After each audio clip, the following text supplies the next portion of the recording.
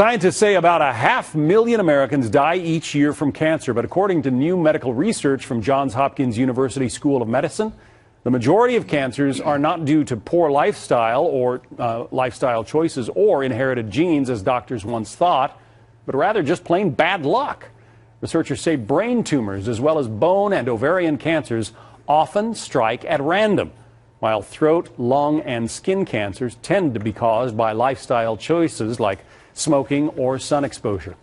According to the American Cancer Society, cancer is the second most common cause of death in the United States, exceeded only by heart disease, and it accounts for nearly 1 of every 4 deaths. Here to talk about some of this new research, Dr. Bob Lahita. He is chairman of medicine and vice president of Newark's Beth Israel Medical Center, also professor of medicine at Rutgers Medical School.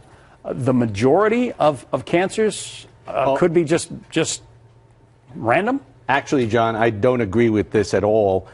They're saying 2/3 of the cancers that we get are out of luck. That means that we have in our bodies these cells we call stem cells. These stem cells can become any organ of the body: brain, heart, lung, skin, bone, etc. And they are saying that an error that can occur by happenstance in one of our DNA molecules, which is the stuff that's the genetic material in the cell, can cause a cancer. And it doesn't depend on whether you smoke, whether you eat fat, whether you sit on a tanning bed or do something else, environmental changes. Just kind of a fluke. Just a fluke.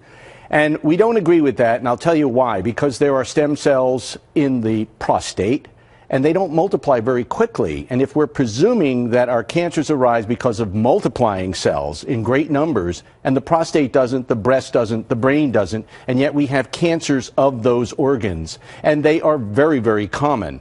So a lot more research has to be done before we say it's bad luck that you're just one of those people that are going to get cancer because of a stroke of some bad thing that happened to you. I think that environmental factors, genetics play a role. We have something that's new called epigenetics, that is non-inherited genetics that really result from temperature, environment, where you live, what you eat, etc. Well, you know, a lot of people are afflicted by cancer, and they're just left scratching their heads. My own mother died of lung cancer, never smoked a day in her life. That's right. And so those kinds of errors of stem cell maturation are believable, that a DNA insult, something that can happen to a gene, will cause the cancer. However, there are other mitigating factors. We don't know what environmental factors such as diet, what you ate, how high your cholesterol is, etc., may have a role to play. So this isn't licensed to go out and smoke all you want, eat all the fatty foods that you want, Definitely not. And this is also all the more reason to have a colonoscopy,